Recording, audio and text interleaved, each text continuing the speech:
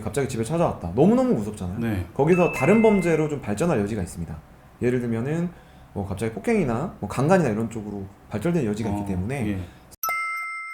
안녕하세요. 사건사고TV 김지훈입니다. 이번 시간에는 이승우 변호사님 모시고 스토킹 범죄에 대해서 말씀 나눠보겠습니다. 안녕하세요, 변호사님. 네, 안녕하세요. 네, 스토킹 범죄에 대해서 이제 얘기 나눠볼 건데 이 스토킹 처벌법이 생긴 지가 얼마 안 됐지 않습니까? 네네. 재작년 10월인가요? 그렇죠. 2021년 10월. 네. 지금 4월이니까 한 1년 반 정도 지났는데 요즘 스토킹 범죄가 그래서 좀 줄어들었나요? 실제로 처벌법이 시행된 이후에 이제 1년 반 정도가 흘렀는데요. 네네. 그러다 보니까 이제 이게 기존에 스토킹으로 좀 인지하지 못하고 있던 분들도 이게 이제 스토킹이구나 이렇게 생각을 해서 신고 건수가 좀 늘긴 늘었습니다. 작년 통계들을 좀 보면 네. 뭐 조금 수치적으로 좀 많이 늘었고요. 네. 실제로 저한테도 그 뭐 작년에 신당역에서 있었던 사건 전후로 해서 네. 문의들이 좀 많이 왔었습니다. 최근이죠. 1년 반 전에 스토킹 처벌법이 생기고 나서 처벌은 좀 어떻게 강화가 되었나요? 스토킹 처벌법이 이제 2021년 10월에 생기고 네. 이제 실제적으로 좀 피해자들을 위한 신변 보호 조치라든지 네네. 실효성 있는 제도가 좀 마련된 것은 사실입니다. 네. 사실이고 이제 경찰은 이제 스토킹 신고가 들어오면은 네. 즉시 현장에 나가서 형사소송법상에 있는 어떤 그런 절차를 거치지 않더라도 예. 응급조치나 긴급 응급조치 이런 것들을 좀 시행할 수 있게 좀 바뀌긴 했어요.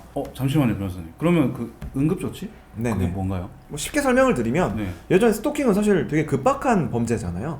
누가 쫓아오고 네. 우리 집에 찾아오고 네네. 나한테 해를 가하고 뭐 이런 어떤 급박한 시점임에도 불구하고 네. 예전에는 형법이나 형사소송법상의 절차를 따라서만 조치들을 취할 수 있었거든요. 네네. 근데 이제 사실 그러다 보니까 예. 이제 신당역 사건처럼 이제 급박한 사건들이 생기는 거예요. 그래서 2021년 10월에 이제 시행된 법안에 따르면은 긴급 응급 조치들로 인해서 그 자리에서 즉시 경찰이 할 수 있는 권한들이 좀 늘어났다 할까요?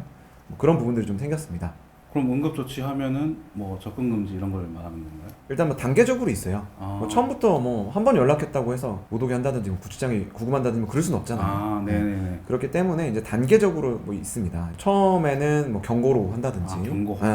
그리고 뭐 이제 그 다음에는 뭐 접근 금지를 한다든지, 또는 뭐 이제 그보다 더 심하면은 뭐 유치장에 구금을 한다든지 뭐 이런 절차들이 좀 있고요. 네. 이제 경찰들이 시의적절하게 그런 조치들을 좀 시행할 수 있다라는 것들이 좀 바뀐 거고요. 여전히 피해자 입장에서는 스토킹 범죄에 대한 보호가 미비하다고 느껴질 것 같은데 어떤가요? 이게 왜냐면 가장 중요한 게 사실 스토킹 범죄가 아직도 반의사불벌죄로 규정이 되어 있거든요. 반의사불벌죄라는 거는 처벌을 내가 원치 않으면은 못하는 거잖아요. 근데 이게 보복이 두려워요. 주로 이제 스토킹 범죄도 뭐 남성들도 꽤 당하지만 예. 뭐 여성분들 같은 경우도 내가 이 스토킹 신고를 함으로써 상대방이 처벌을 좀 받음으로써 네. 또 나한테 와가지고 이제 극단적인 보복을 하면 어떻게 하냐 이런 불안감이 있거든요. 무서울 것 같아요. 무섭죠. 그래서 사실은 처음에는 신고를 했다가도 이제 더 이상 안 찾아오겠다 하면은 신고를 철회하는 경우도 꽤 있습니다.